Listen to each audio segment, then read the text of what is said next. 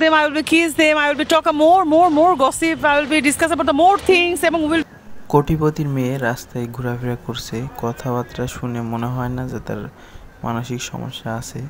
তো অল্প কিছু চিকিৎসা করলে সে সুস্থ হয়ে উঠবে, কিন্তু পরিবারের মানুষগুলো এখনও তার খোঁজ জানা পরেও তাকে এখনও পরিবারিতে ফিরে নিয়ে যাচ্ছে না। তাহলে কেমন পরিবার?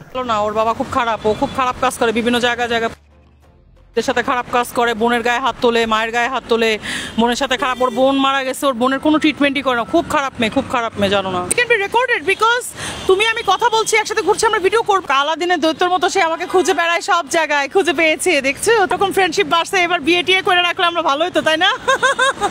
একটাতে থাকতাম। ও তো ছোট মানুষ, ও হয়তো আমার অনেক ফ্রেন্ড আছে, ফ্রেন্ডের মধ্যে একজন, আমার বোনদের মধ্যে একজন।